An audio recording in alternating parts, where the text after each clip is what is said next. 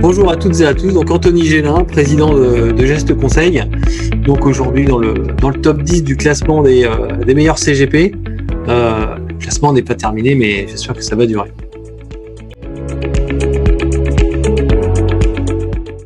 Pour le cabinet Geste Conseil, la sélection de fonds, en fait, elle est assurée par moi-même et la deuxième conseillère du cabinet, qui est Madame Gélin. Donc l'idée, c'est plutôt à peu près de faire un point complet sur les fonds à peu près une fois par an. On utilise des outils quantitatifs tels que Cantalis. Voilà, ça c'est un peu la grosse base. Donc après, on va affiner, sachant que nous, on utilise quand même dans le cabinet beaucoup de gestion passive, notamment sur tout ce qui est fonds de portefeuille, notamment sur la poche action internationale. Donc là, pour le suivi des fonds, c'est un peu plus léger. Après, on va regarder pour tout ce qui est gestion active, l'encours du fonds géré. Pour nous, c'est important parce que plus il est gros, plus il y a des ressources en interne de la société de gestion, des analystes pour suivre les dossiers, pour suivre les valeurs qui sont investies dans le portefeuille. Donc voilà, c'est important et c'est un petit peu comme ça qu'on fonctionne.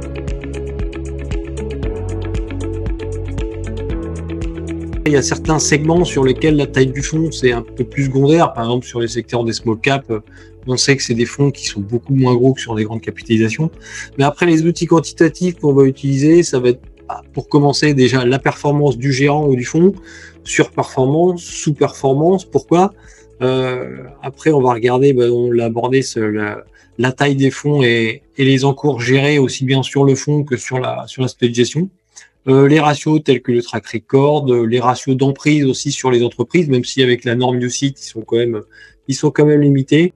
En général, sur les fonds, on va regarder quand même sur longue période parce qu'on a des investisseurs qui sont quand même en gestion de patrimoine moyen long terme. Donc voilà, on va regarder à minima 3 ans et puis après on va regarder sur le long terme sur 10 ans. Parce que ça arrive aussi que certains gérants, comme des sportifs, ont des cycles en fait de sous-performance. Donc voilà, il faut pas être trop focus quand même sur le court terme, notamment pour la gestion active, parce que certains gérants ont des paris en fonction de la stratégie du fonds, bien évidemment. Mais si on est sur des fonds actions, grande capitalisation internationale, des fonds longs, on va regarder bien évidemment sur le long terme la performance.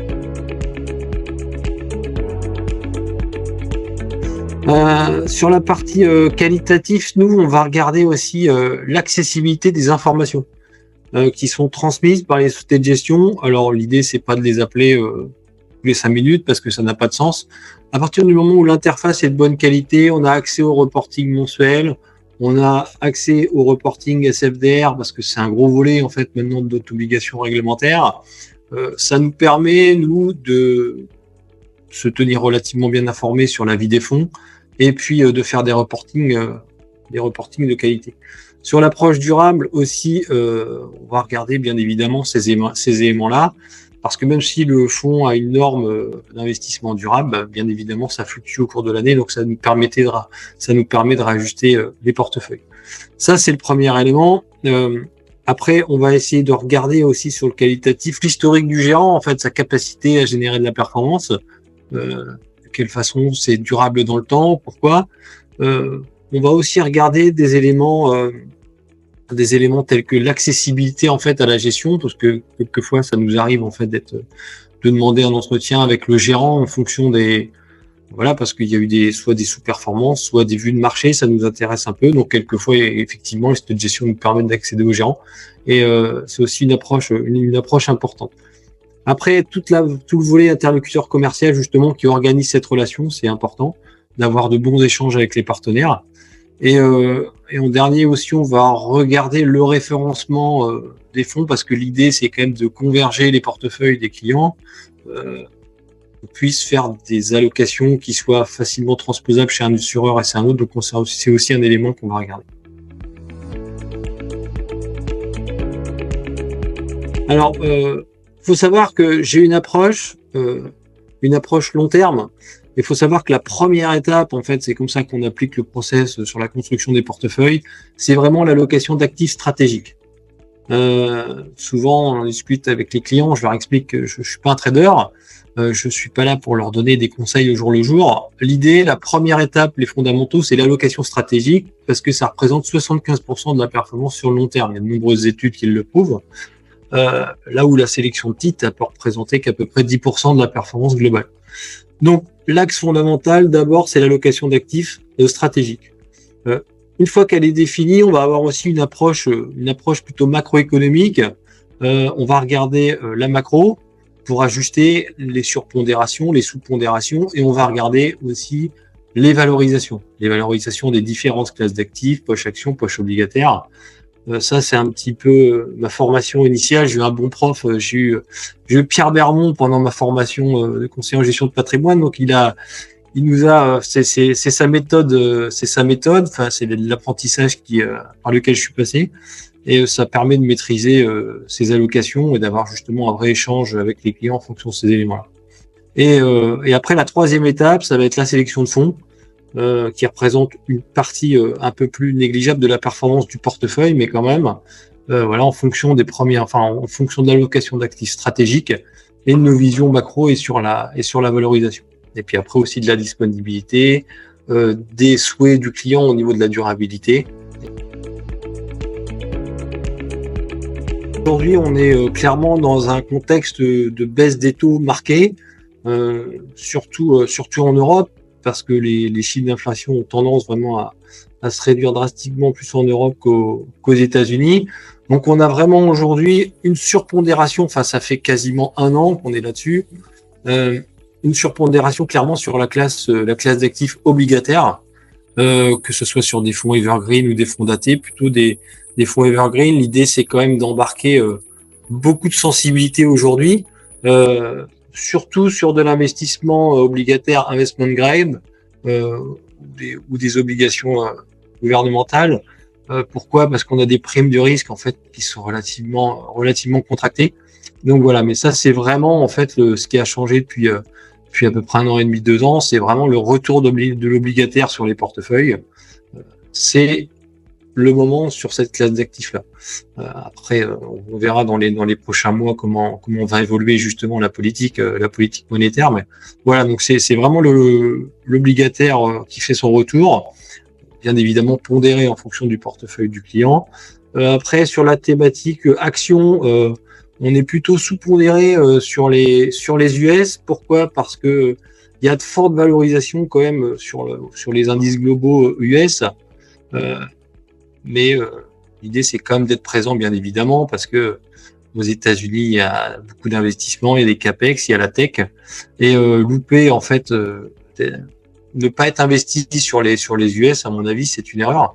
La preuve en est depuis plus de 2 ans, c'est la grosse performance de l'indice mondial, justement, c'est fait avec la tech américaine. Mais ça fait partie du portefeuille, bien évidemment, mais on va pas être surpondéré sur la classe d'actifs, on va peut-être être sous-pondéré. Après, sur l'Europe, on va être sous-pondéré aussi parce que les indicateurs macro sont pas formidables. L'idée, on est présent, hein, bien évidemment, mais voilà, ou alors peut-être plus tactiquement, être investi sur des thématiques différentes, en ce moment, hein, c'est la fenêtre de tir, le type foncière cotée, valeur de croissance, est induite un petit peu avec la baisse des taux qui arrive, voilà, sur la partie européenne. Et puis après, sur la partie émergent, on est très très léger parce que bien nous en a pris, parce que une grosse partie des émergents c'est la Chine, ça sous-performe vraiment depuis 2 ans, donc c'était compliqué d'en avoir dans les portefeuilles. Et après, en termes de durabilité, on n'a pas forcément des éléments de transparence les plus probants, donc on est très sous-pondéré. On préfère, à la rigueur, depuis quasiment 4-5 ans, on est sur cette thématique-là, sur le volet émergent, plutôt être sur des fonds purs Inde, parce qu'on a des vrais arguments quant à la classe d'actifs actions sur la région géographique de l'Inde. Voilà, et ça fait un petit peu notre poche émergent en diversification du portefeuille sur la classe action. Après, sur les autres classes d'actifs type immobilier, on est plutôt immobilier non coté, par exemple. On a vraiment relevé les préconisations là-dessus. En fait, il y a très peu de flux. Donc, on est vraiment en pause sur cette classe d'actifs-là. Et on attend d'avoir un peu plus de visibilité quant aux valorisations et à la baisse des taux. Sur la partie ETF, on va plutôt utiliser des fonds type MSCI World, soit déclinés en ESG, soit pas ESG, article 6. Pourquoi? Parce que l'idée, c'est pas non plus d'être full États-Unis. Donc, on préfère mettre un indice un peu global parce qu'il est généralement représenté à peu près par 75% d'US. Parce qu'il faut quand même savoir qu'on a le risque de change sur ces portefeuilles-là, même si sur le long terme, c'est pas véritablement un problème, mais ça fait de la volatilité en plus. Donc voilà, si on est sur les US, on va, sauf cas particulier des clients qui sont relativement dynamiques, où là, on peut se permettre d'aller mettre des ETF uniquement sur les US parce que ça représente une poche bien ciblée du portefeuille.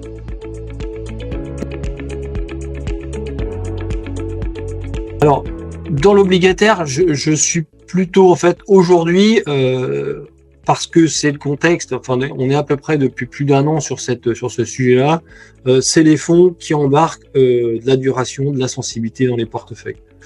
Parce que ça fait plus de 15 ans qu'on n'a pas eu des opportunités comme ça sur l'obligataire, je faisais pas encore ce métier-là. Quand j'ai commencé à le faire, il n'était pas question de mettre d'oblig. Aujourd'hui, on a cette classe d'actifs, depuis plus d'1 an, qui s'offre à nous. Donc voilà, l'idée, c'est prendre le train en marche pendant que les taux étaient élevés, même si du coup, il y avait des mouvements de marché parce qu'on avait des incertitudes quant au calendrier de la baisse des taux. Il n'en demeure pas moins que les coupons pouvaient absorber la volatilité de façon passagère. C'est vraiment ce qui s'est passé début 2023. Et à partir de septembre 2023, on a commencé, en fait, le marché a commencé à acter une baisse des taux. Donc là, la performance a commencé à arriver. Et c'est pareil depuis à peu près le mois d'août sur la classe d'actifs. Clairement, donc, la thématique, c'était vraiment ça. Embarquer beaucoup de sensibilité dans les portefeuilles sur une classe d'actifs plus de qualité sur la poche obligataire, un investment grade plutôt bien noté. Le high yield, depuis quasiment 3-4 mois, voilà, même un peu plus, les spreads de crédit se sont vraiment resserrés, donc on est un peu plus vigilant sur cette classe d'actifs. Et puis après, en diversification, on peut aussi aller bien évidemment sur les fonds longs avec de la sensibilité sur les marchés émergents. Pareil, toujours de gouvernementaux ou alors de bonne qualité sur les entreprises.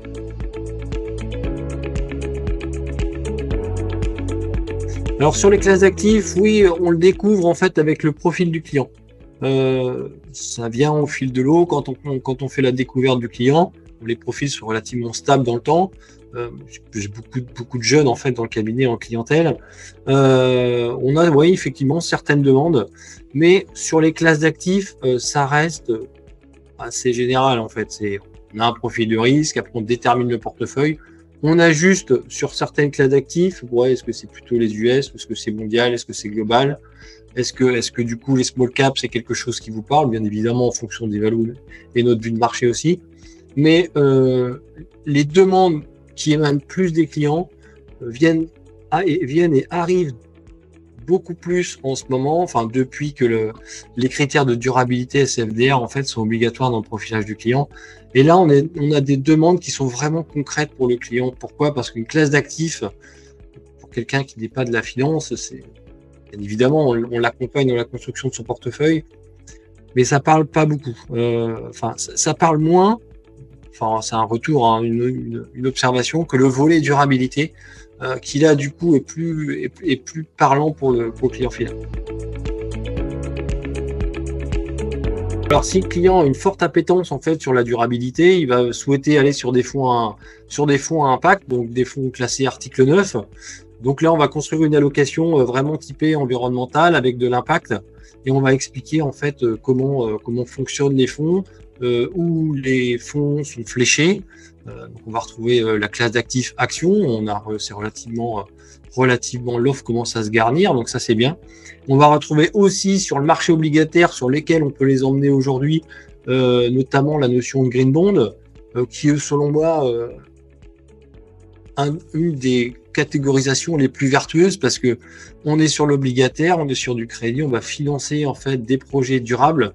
On a la société de gestion une obligation de reporting et de suivi des fonds, donc on a une qualité en fait de suivi derrière et on sait exactement où est-ce que ça va être fléché. On sait exactement que ça va être vers de l'impact. Donc ça c'est une thématique aussi que j'aime bien travailler maintenant parce qu'on a du rendement sur l'obligataire.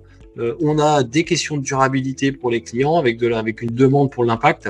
Donc ça, c'est des éléments qui sont pas mal. Le seul bémol, c'est le référencement des fonds. Quelquefois, j'ai presque l'impression d'être novateur parce que quand on ouvre un contrat, qu'on a un seul fonds Green Bond à l'intérieur sur 1500 fonds, on se dit là, il y a un problème. Ou quelquefois, il n'y en a pas du tout. Donc là, effectivement, il y a un vrai problème à résoudre. Mais les choses avancent vite et on arrive justement à construire quelque chose de cohérent et qui va satisfaire le client.